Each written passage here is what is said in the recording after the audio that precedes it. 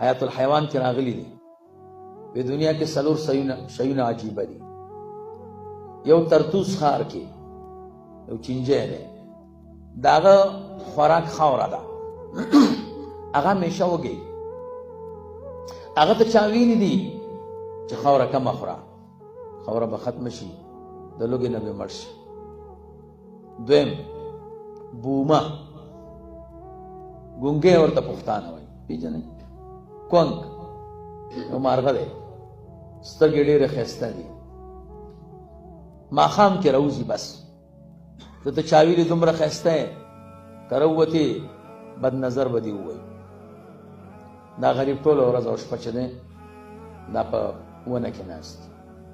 دریم نمبر یو مارغه دی، په یو پښه ولاړ، ډینچې ورته وایي، پټی چې اوبه شي که نه دهقانانو به لیدلي، دا سپین مارغان راځي، پولو په غاړه ولاړ په یو پښه، دا همیشه تږي. دوی ته چا ویلي دي اوبه ډېرې مه څښه، که اوبه ختمې شوې تندې نه به مړ شي، نو لږې لږې اوبه څښي. څلورم همدقسې یو مارغه دی، هغه هم په یو پښه ولاړ، هغه همیشه ستړی، هغه ته چا ویلي دي چې ډېر دروند دی، که بله پښه دې کېښوه ځمکه به لاندې لاړه شي، عالم به غرق کړي. نو دی په یو پښه ولاړ، همیشه ستړی. ما پکې یو زیات کړی، نو پنځم حضرت انسان دی، دته چا ویلي دي 1,000 روپو لوټ مات نه کې، که دې مات که بس ختمېږي، برکت یې ختمېږي. دی موټروان ته هم وایي ماتې نشته، دی چې دی چولو والا ته هم وایي ماتې نشته، ټوله ورځ بازار کې وږی ګرځي خو لوټ نه ماتای، وایي چې ځکه چې بیا د دې برکت ختمېږي. دا صحیح کارونه نه دي. زموږ شریعت وایي ځان نه بخیل هم مه جوړوه او ځان نه سخي ارسلا خان هم مه جوړوه، څه چې د سړی او ټول خرج کې بیا سوالونه کوي، دا هم غلطه ده.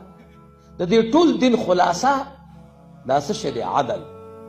په کار دا دی چې په هر شي کې معادله وشي، د زیاتي او د کمي نه سړی بچ شي، په جامو کې، په غوسه کې، په عبادت کې، په انفاق کې، د ټولو شیو کې.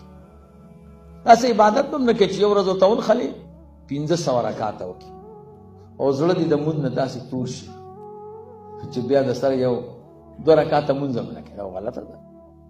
یو ورځ قرآن شریف ته ونښلې او ختم وکړې ستړی ستومان، بیا چې ورته ګورې زړه دې خفه کېږي چې ته خو زړه ډېر ستړی کړی وم. نه، هر شی به خوند کې پرېږدئ، دا عبادت به لږ لږ کوه، خو همیشه خیر العمل ادومها وان قلا، بهترین د اعمالو نه هغه دی چې همیشه وي اگر که دا کمي. د دې ټول دین خلاصه همدغه، تاسو به زیاتې او کمې نه کوئ، میانه روي به کوئ.